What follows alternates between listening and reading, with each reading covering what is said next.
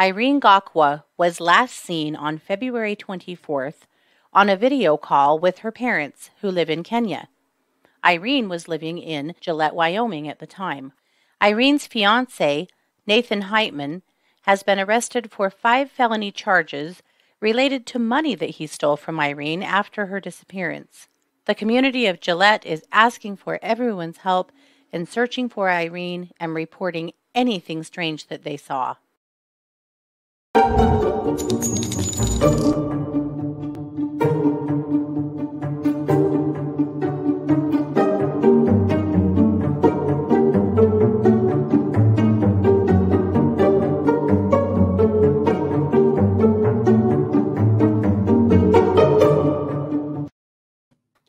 Hey everybody, and welcome to True Crime Paranormal with the Psychic Sisters. This is Katie Weaver, and I'm here with my sister, co-host, and partner in crime, Kristi Bowyer. Hello. Hello. Hey everybody. How's it going? It's going so good. So awesome. Good. I've been down the true crime rabbit hole, as we frequently are, and lots of weird shit happening, but that's just another day that ends in Y. I know. I'm trying to, and for, right or wrong, pull myself away from the mass shootings to other stuff for a little while. But my God, they just keep piling up. I know. There's just so many of them right now. But yeah, I'm with you there. Well, I am just, I am recording with puppies underfoot. So if you hear some puppy business, well, that's why. They're just a part of my reality right now. Well, they are. And as like toddlers, the minute you are not wanting to keep an eye on them or both eyes on them is definitely when they're going to start acting up. So, Are you going to have to mute yourself to yell at them like you did last night on the Psychic Hour? Because that was pretty awesome. Hang on. I got to mute myself so I can yell at my dogs. Well, it would be nice if the other dogs would babysit them a little better, but they don't. They watch them with absolute disgust on their faces, but they don't like. I was hoping Blue, our older Basset Corgi mix, would be more of a nanny figure to them. She said she doesn't get paid enough for this shit. So yeah, I bet she did. Yep. Poor Blue. That's just right. Well, this is our Monday episode. So happy Monday. June is marching right along, isn't it? It certainly is. Wow. Yeah. So, Kristi, you are going to kick us off with a segment. Thank you. With a segment about racial injustice. Yes.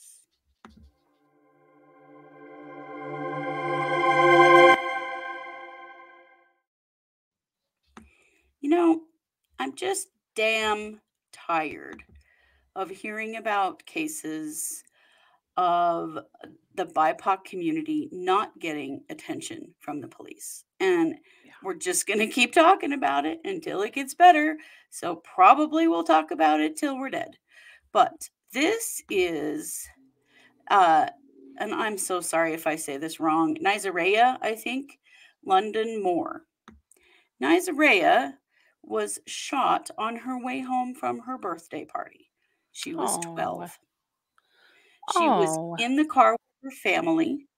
This happened in Chicago. And someone just started shooting from the street and a bullet hit her in the head.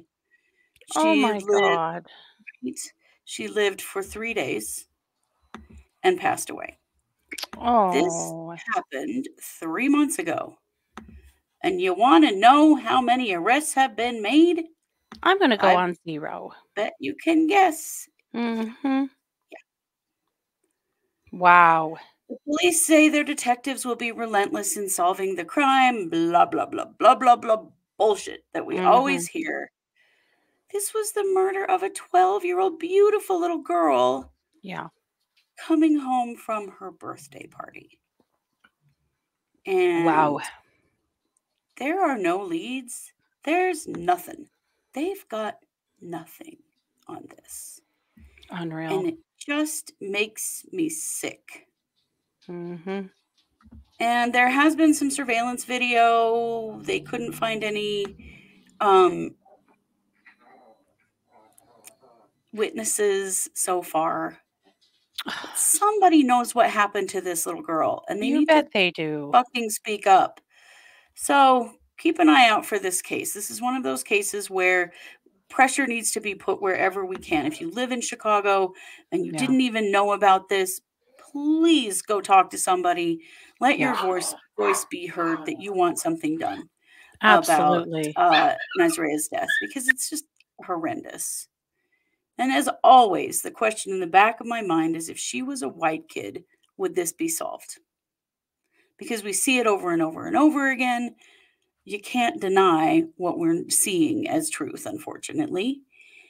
And so I just wanted to bring our attention to Nyzireya's death and to be aware of what's going on in Chicago around this case.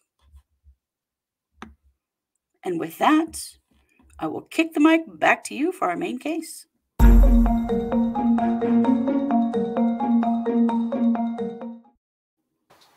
Alrighty. Well, on that note, we are going to talk about a missing person today. The missing person is Irene Gakwa.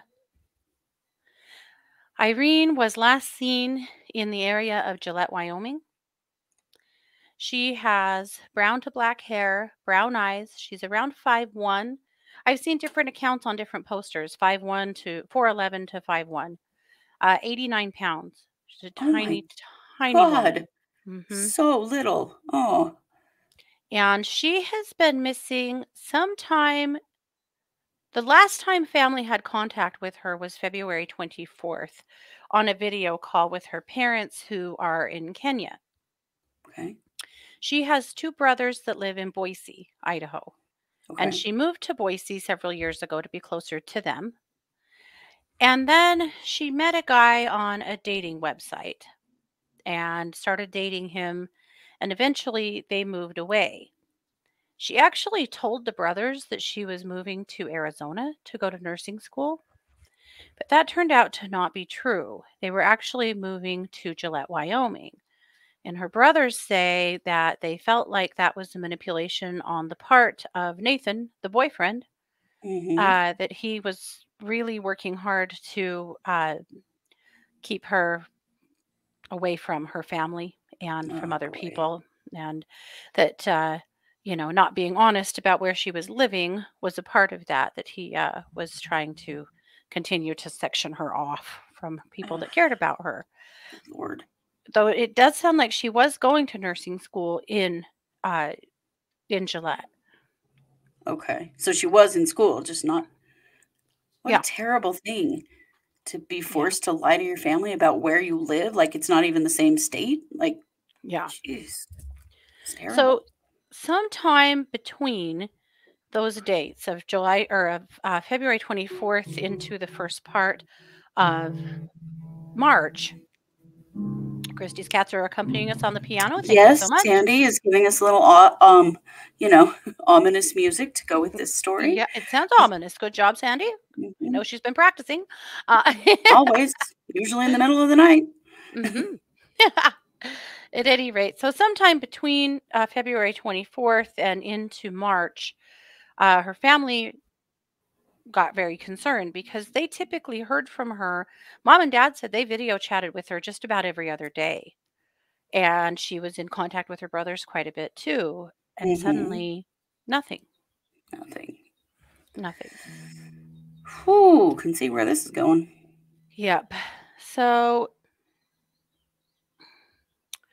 every day they check in. They've been in close contact with investigators. I will say it does appear that the Gillette police have been working hard on it.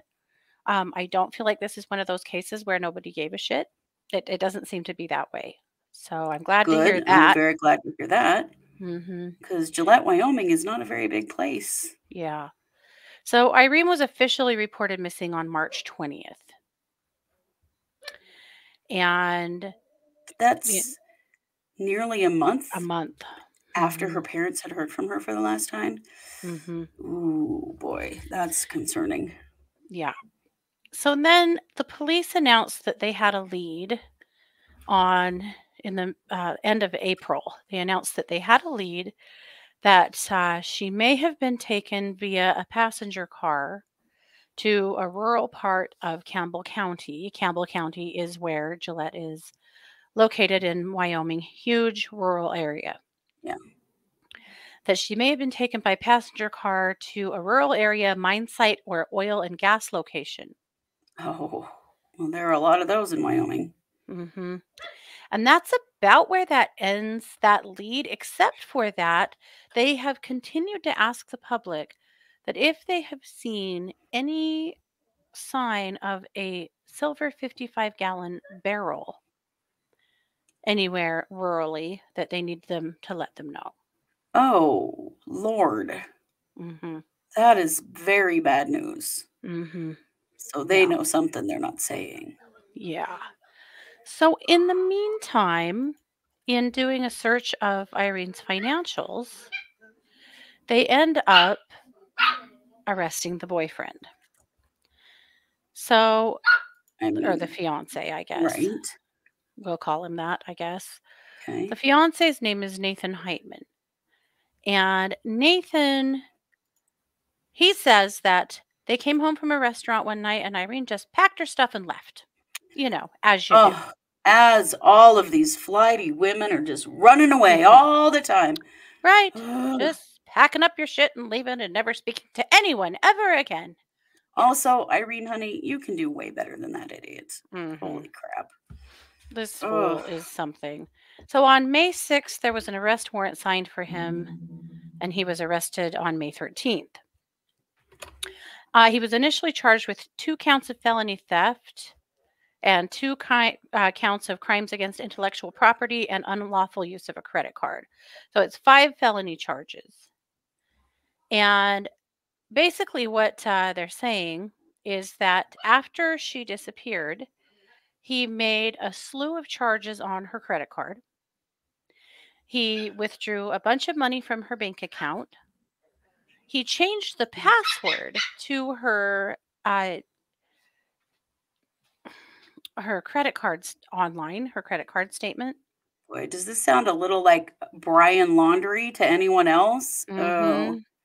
And he deleted her Gmail account. Yeah. Shit. And then he used the credit card all over town. Of course. He used her credit card to the tune of $3,200. Jeez. The first purchase he made on the credit card was for jeans, a shovel, and boots, Oh, for God's sake. all of which have been found in his home. hmm Not criminal mastermind of the year here. hmm Shouldn't be too No. hard to figure out what's happened to her. Oh, my word. hmm Awful. Yeah. So the 2 of the charges were for changing the password, and also deleting her email account. He Yeah. actually got charged with that. Good. They're doing the thing that typically There. happens in cases like this. We're trying to hang you up on anything we can while we try to get the evidence together we need, or hopefully find Irene so that we can Mhm. charge you with all of it. Or wait him out enough that he finally fesses up. I mean, the pressure on somebody in a situation like that is strong, which is good. That's what needs to happen, but hmm at least he's locked up. Yeah. So he was in court last week and pled not guilty. It looks like, I'm not completely sure, it looks like he has actually bailed out. Mm. They set the bail really low. Really low. They were asking for like more than $100,000 in bail, and he ended up getting 10,000. Well, they're pretty minor financial crimes. Mm-hmm. They Yeah. probably can't set the bail that high, Yeah. which sucks. So here's what his attorney said. A guy named Stephen Titus. He told the press they could have easily charged him with a crime in the last 2 or 3 months, and they haven't. Essentially, law enforcement, I don't think, has the probable cause to charge Mr. Hightman with a crime related to anything dealing with the disappearance of Miss Gakwa. Well, that's probably true, but hold on to your hat there, Titus, Right. because it'll happen. Listen, Stephen Tight-Ass, it's coming. Mhm. How can you not I mean, that is a very unfortunate name for an attorney, but how can you not then refer to him until the end of time as Tight-Ass? Like, come Yeah, on. They're yeah. writing the jokes for us here. Mhm. Well, and the police are saying, that he is not, uh, cooperating at all. All he will tell them is that she came home from a restaurant, loaded up 2 plastic bags full of clothes, and said she was leaving Gillette, and left in a dark-colored SUV. And left her credit card and all this shit that he's got access to behind? Yeah. Yeah, okay. A couple Ugh. of questions that I have. Where's her phone? Mhm. Where is her phone? Her phone hasn't been used since February 24th. We know that. But are they pinging her phone? I mean, I Does he actually feel have like, it? Like, where right. is it? Where is it? Yeah. Yeah. And the only place that any of her accounts have been accessed since she disappeared are to one IP address. Any guesses Mm. who that belongs to? I'm thinking this jackass boyfriend. Mhm. She's Yep. probably been paying the internet with her credit card while she's been missing too. Oh, probably. He What a has made fool. something like 50 charges on her credit card. Oh my god. Mhm. The gall of that? Yeah. Like, oh, The fact that he was buying a shovel, boots, and pants at Walmart when she disappeared, ugh, yeah. Way concerning. that's terrifying. So here's what I think.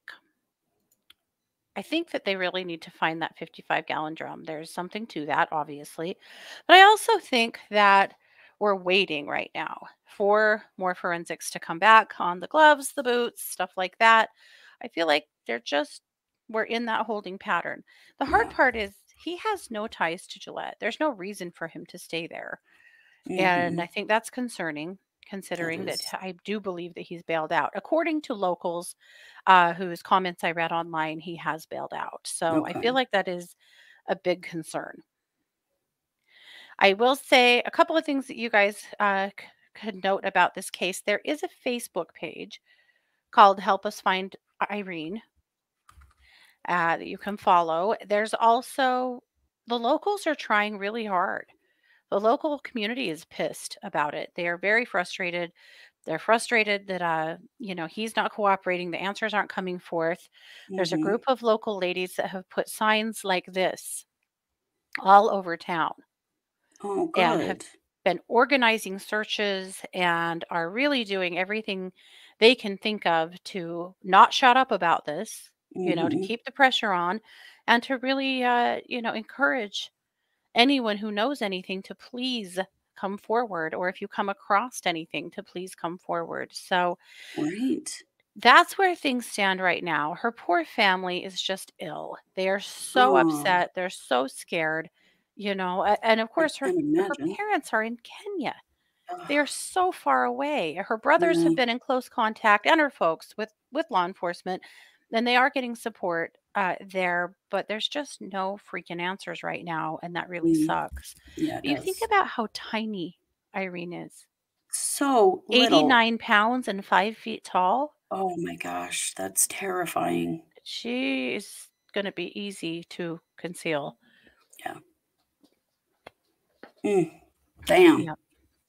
But also, yet again, we aren't dealing with somebody who just wanders away. She No. was in school, she was working, she has a family she cares about. Even if she was gonna leave Nathan, which, good on you. Even if Mm. she was gonna leave Nathan, she wouldn't have just bailed on her family like this. Well, no, she would have called her brothers in Boise. I mean, come on. Hell, she probably would have gone back to Boise Right. or to Kenya for that matter. I mean, she certainly had connections in other places, but Right. that's not what this is. No. So, I I'm wanted so to tired of hearing that bullshit. Like, women just are so flighty and just wander away all the time. And it turns out in Wyoming and Montana, lay down and die of exposure all on their own pretty regularly, right? too. What a bunch of horse shit. Yeah. We cannot accept these answers. Not that I No, think that's actually what's happening in this case, to be fair. I do feel like there really is, good work happening, it sounds like it. Yeah, and law enforcement is taking it seriously. So this is good. They should, because something serious has happened in their community, yeah. and it has to be tracked down. So Well, and this guy is dangerous, obviously, obviously, and yeah. needs off the streets, away from other people. Yeah. And off Yikes. dating sites, and, not Yeah. allowed to do any more of this. The Show his one thing picture again. Do not swipe right on this. I don't know. I don't do Tinder. Is it right? Don't I swipe don't right on know. that. Don't swipe on that at all, for No. sure. Mm-mm. Because, no one fools like this. He probably is already online trying to talk to other women. Oh, of course he is. Ugh. The one thing I was What a creep. unable to find is any kind of criminal record for him, or any comments from the press about a criminal record. Mm, So that's something I'm still looking for, and hopefully I can come up with. Because I think he's not actually from Wyoming. They met in Boise. I don't know. Well, I'll keep looking. I would like to see what his criminal record looks like. So, right. if Yeah. if there is one. If there's some history there, He's 38 years old, and so it's, to me, if you do this, there's probably he's a got criminal some other record. stuff. Yeah. Yeah. So we'll keep looking for that. I wanted to open an investigation on this one so that we could keep an eye on it, keep you guys abreast of what's going on with it, and support Irene's family and their community in their search. So Definitely. that's where it is. I'm going to show you her poster one more time.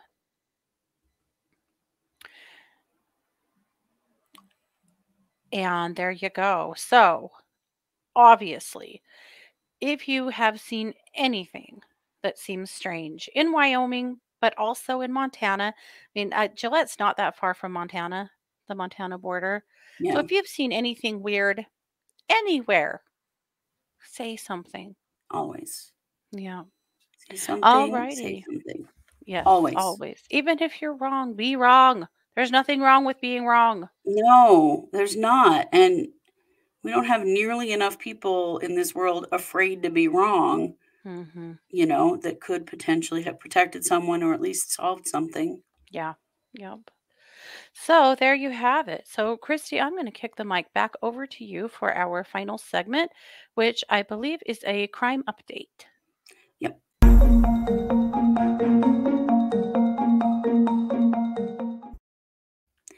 So there's been a lot of fallout from the Uvalde school shooting, as you can imagine, and Hmm. some really sweet, wonderful things happening. And so I wanted to talk about one of those things. This is Amerie Jo Garza, who was a first-year Girl Scout. She was one of the first children shot in the Uvalde school shooting. And they could tell from the phone in her hand that she was trying to call 911 when she was shot. So the Girl Scouts of America have awarded her the Bronze Cross, which is the highest honor you can get from the Girl Scouts, and it is Oh, always given for heroism. And I just thought that was really sweet. The Girl Scouts wanted her family to know that her heroism has not gone unnoticed, and oh, that she tried to save herself and the people around her on that day. And for that, they have awarded her the Bronze Cross. oh, that I is just so sweet. thought that was very sweet. It's horrible that Absolutely. we even have to do these things, but it makes me happy that there are people aware of what can you do for her family, and this is Hmm. something you can do. That will mean so much to her parents, and just a way to memorialize her in a positive way. I thought it was really beautiful. Hmm. Agreed. I love that. Yeah. How sweet. All righty. Well, there you have it. This is Monday. So we'll be back tomorrow, Tuesday, with a brand new episode. And then, of Mhm. course, we'll be back Wednesday with a new episode, Wednesday night with case updates, and Thursday night for the psychic hour. So this just kicks off a big week of true crime. We're all over it. So Yes, we thank are. you so much for being here. Be sure to like, share, follow, all the stuff, comment, you know. all the things that help boost us. We appreciate you very much. Definitely. Thanks for being here. This has been yet another production of True Crime Paranormal with the Psychic Sisters. Take care. Bye, everybody.